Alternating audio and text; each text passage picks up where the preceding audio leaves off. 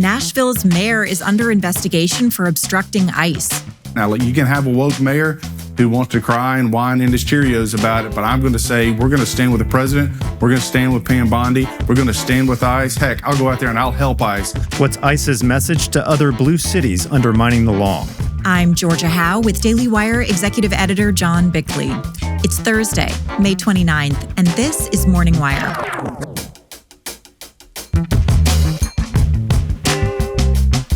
As Europe cracks down on free speech, the Trump administration ramps up pressure on leaders across the continent. We have a report from Budapest. President Trump and the administration are calling attention to it, and I think putting the bully pulpit to use. And Republicans are turning up the heat on Congress's own watchdog agency, accusing the GAO of trying to undermine Trump's agenda. Thanks for waking up with Morning Wire. Stay tuned. We have the news you need to know.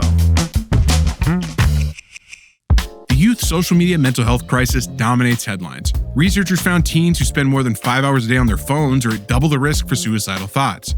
But here's the good news. Gab has solved the problem by doing something that no one else is doing. Their approach is Tech in Steps.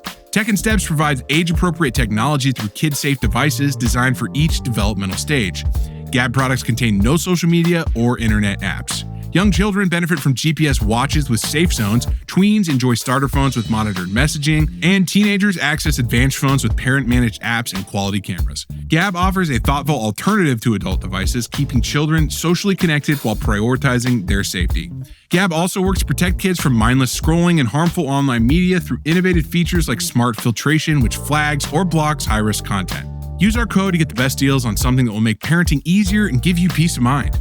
Protecting our kids has never been easier. For the best deals, sign up to Gab today. No contract required at gab.com/wire. That's Gab, GABB.com/wire, gab.com/wire. Terms and conditions may apply. Trump border czar Tom Homan has been leading ICE raids in cities across the country targeting criminal illegals. But some so-called sanctuary city officials are working to hinder the crackdown. Tennessee Congressman Andy Ogles, who sits on the Homeland Security Committee, announced this week that they've launched an investigation into the office of Nashville Mayor Freddie O'Connell. They claim that the city officials are actively obstructing ICE. The congressman joins us now. Congressman Ogles, thank you so much for joining us. Absolutely. I appreciate you having me. So you've announced an investigation this week. What exactly are you looking into? Yeah, well, so what you've seen across the country is an increased activity and deportations by ICE and Homeland Security. And the mayor of Nashville came out with this executive order, and he's requiring law enforcement to report any interactions with federal, so local law enforcement with federal law enforcement. But he's also encouraged citizens or civilians to report. So there's this community oversight board. He said, hey, if you see Metro Police helping law enforcement, federal law enforcement, well, we want you to file a complaint against them. So when these mayors are making local law enforcement the bad guys, this feeds into that loop where you see more violence against our law enforcement. And as someone who's on the Homeland Security Committee, I just received a classified briefing. And what I can tell you is that MS-13 and Trinidad, they're all over the country. They're in Nashville. They're in our small cities like Columbia and Tullahoma. So we're seeing this across the country. Nashville, obviously a major focus for you being from Tennessee. Have we actually seen officials in Nashville working against ICE, obstructing ICE to thwart their operations? Absolutely. So that's one of the things we're going to be looking at. So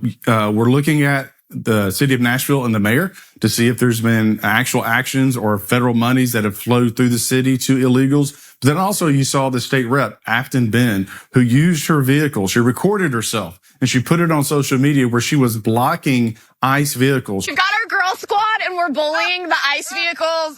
That's a crime, ladies and gentlemen. And so the Homeland Security Committee, which I'm on, and the Judiciary Committee, that's Jim Jordan, will be launching a joint investigation into Nashville. If you impede federal law enforcement in their duties, in their directive to follow the President Trump, to say it's time that we start deporting these folks, we're going to be looking into your city, and where applicable, we're going to hold you accountable. So there's a lot of work to be done here. And the other thing to keep in mind is Nashville is a through city. So whether it's human trafficking, whether it's drugs, whether it's guns, geographically, we're about 6 hours from most of the population in the country. So the gangs, the violent gangs in Central and South America, they want strongholds in Nashville. Now, you mentioned an NGO in your order for communications records. Have you seen NGOs playing a role in general across the country in this effort to shield or enable illegal immigrants? Oh, absolutely. Under the Biden administration, there was a whole, economy essentially set up by nonprofits who were making money off bringing people into this country. So someone would come across the border, then they would swoop in, get them housing, get them benefits, and then they would profit off of it from the federal government.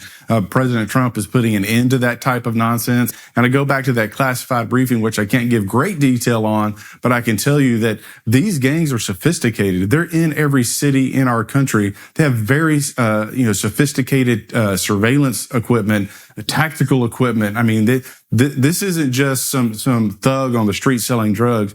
These are cartels and criminal enterprises that are moving and sweeping across our country. And so when the mayor of Nashville, when this state rep in Nashville is standing up and defending these people, we literally caught rapists and murderers and child traffickers and human smugglers and drug dealers. This is who was caught up by ICE. This is who we're trying to deport. And I, for one, am going to stand with my community, my state, my country, and these people should not be in our communities. Well, there continues to be very strong support for deporting criminal illegal aliens. So a lot of people backing this effort. Congressman Ogles, thank you so much for joining us. Absolutely. I appreciate you having me.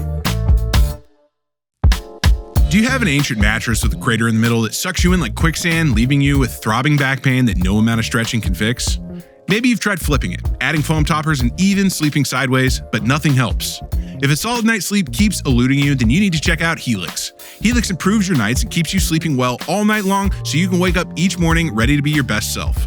Whether you're a side sleeper, back sleeper, or somewhere in between, they have you covered. All you have to do is take their sleep quiz and find your ideal match. And trust me, when you find the right match, you'll wonder how you ever slept on anything else. I just ordered a Helix Dust Luxe California King mattress and I can immediately feel the difference their exceptional quality makes. Plus, the extra room is incredible. I wake up each morning feeling refreshed and energized. It's perfectly tailored for me and I can't believe I've ever slept on anything else. Right now is the perfect time to upgrade your sleep because Helix is offering a fantastic Memorial Day sale. Head over to helixsleep.com/wire to get 27% off site-wide plus a free bedding bundle, which includes a sheet set and mattress protector with any Luxe or Elite mattress order. That's helixsleep.com/wire for 27% off site-wide plus a free bedding bundle with any Luxe or Elite mattress order. Head over to helixsleep.com/wire today. The EU-US Forum is taking place this week in Hungary. The goal of the summit is to challenge the leftist ideas put forward by the European Union and unite Western leaders to fight back against the EU's harmful policies. Joining us now from Budapest, Hungary, is Daily Wire White House correspondent Mary Margaret Olahan. Mary Margaret, great to see you. What are conservative leaders discussing across the pond? Good morning, John. So the big topic of conversation over here is Europe's free speech problem. This week, as we exclusively reported, a number of senior State Department officials are heading to Ireland and Paris to push both countries to respect their citizens. A senior State Department official told me that the trip is part of the department's effort to fight back against violations of basic natural rights in Europe, especially freedom of speech, freedom of religion, and the right to privacy. In France, they'll be pushing officials on the recent arrest of French politician Marine Le Pen. And in Ireland, they'll be digging into the new European Union law that could be used to censor free speech called the Digital Services Act. As a State Department official told me, it's, quote, obviously being weaponized for political purposes. That official also reminded me that it's not a coincidence that these kinds of global forces are using similar tactics to those that were used on this side of the Atlantic against President Trump and his supporters over the past 8 years. Pointed reference there. How are European nations responding to this type of scrutiny from the U.S.? Well, I'm told that they're really feeling the heat of President Donald Trump's administration. Vice President Vance really laid into the censorship in his remarks at the Munich Security Conference earlier this year, and that laid the groundwork for much more scrutiny of the current situation.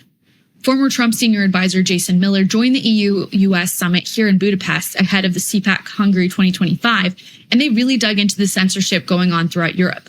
Ultimately, when they start putting restrictions on their free speech, then other outlets, whether it be a social media platform, whether it be technology platforms such as Apple or Google or things of that nature, when free speech is suppressed there, then ultimately what's going to happen is so many of those same policies will be put in place in the United States. One example Miller gave is the United Kingdom's request for a backdoor to Apple iCloud's encryption to help the UK government access Apple iCloud user data. We broke the news back in February that Director of National Intelligence Tulsi Gabbard was probing the potential implications of such a request, which raised a lot of red flags. They say it's only to stop the worst of the worst, is to stop the bad actors. Well, I can tell you that anyone in the U.S. intelligence side will tell you, will say that if you open up people's individual iClouds, just, and again, they come with a very nice, well-presented cover that it's only the bad people that they're looking at. It'll take hackers and other people 5 minutes tops to hack into everybody's iCloud. Dangers like this become very, very real. I also spoke with Matt Mowers, who's a State Department veteran and president of the global strategies firm Valcor. Matt tells me that the people of Europe are getting tired of the status quo.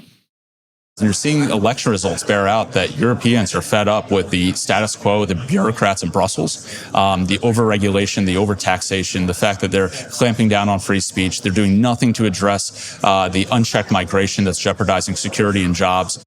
He also suggested to me that Trump's impact on Europe this far has been, and I'm quoting, monumental.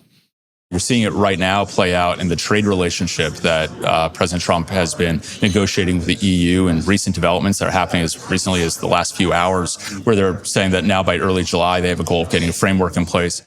It's also worth noting Vance's remarks in Munich continue to dominate discussions of free speech across the globe, and they'll likely continue to do so during CPAC Hungary 2025, which will take place this weekend, where conservative leaders and commentators are gathering. Yeah, obviously a major priority for the administration, as J.D. Vance famously laid out very early on, as you've highlighted here. Mary Margaret, thank you so much for joining us, and enjoy Budapest. Thanks so much, John. Republicans have grown frustrated with the independent agency known as the Congressional Watchdog. They say the Government Accountability Office has too often let politics dictate its findings rather than the facts. Daily Wire reporter Tim Pierce is here to talk about the GAO, as well as Elon Musk stepping back from his work with DOGE. So, Tim, first off, what is the GAO and why are Republicans focusing on it now? It's sort of like DOGE before DOGE. According to its website, the GAO is an independent, nonpartisan agency that works for Congress. It typically looks at how federal funds are spent and how executive agencies implement certain policies, and it makes reports to inform lawmakers. Recently, Republicans say that the GAO has been infected by politics, and this lack of trust comes as the GAO has probes into dozens of Trump administration spending freezes. Last week, it finished one of them. It said that the Department of Transportation violated the Impoundment Control Act to freeze a Biden-era electric vehicle charging program. That earned a rebuke from Russ Vought, the director of the Office of Management and Budget. He wrote on X that the GAO is going to call everything an impoundment because they want to grind our work to manage taxpayer dollars effectively to a halt. So the Trump administration has their reasons for being upset with the GAO, but it's technically a Republican-led organization. So why are Republicans in Congress upset with it? Yeah, they were mad last week, too. Congress voted to strip a Clean Air Act waiver from California that would have authorized the state to effectively ban new gas-powered vehicles by 2035. The GAO said that Congress couldn't use the Congressional Review Act to pull the waiver. That set Republicans in the Senate off. Here's Majority Leader John Thune on the floor of the Senate last week. We are facing something of a novel situation. Because for the first time ever, the Government Accountability Office has decided to insert itself into the process and affirmatively declare that an agency rule submitted to Congress as a rule is not a rule. It's an extraordinary deviation from precedent for an agency that should be defending Congress's power instead of constraining it. And frankly, Mr. President, I think we need to act to ensure that this intrusion into the Congressional Review Act process doesn't become a habit, and that the Senate doesn't end up transferring its decision-making power on CRA resolutions to the Government Accountability Office. In addition to pressure from Congress, DOGE has also approached the GAO.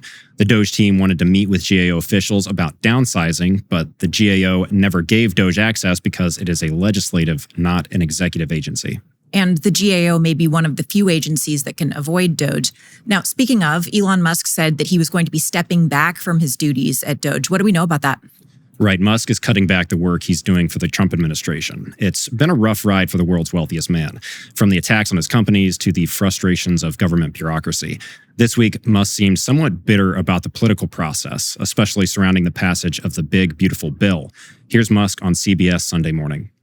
I was disappointed to see the massive spending bill, frankly, which increases the budget deficit, not just decrease it, and undermines the work that the DOGE team is doing. I think a bill can be big or it can be beautiful. But I don't know if it could be both. Musk seems to think that all of his work with DOGE was just erased with President Trump's landmark legislation. Well, politics is difficult business. Tim, thanks for reporting. Good to be on. Thanks for waking up with us. And if you loved the episode, like and subscribe. We'll be back tomorrow morning with more news you need to know.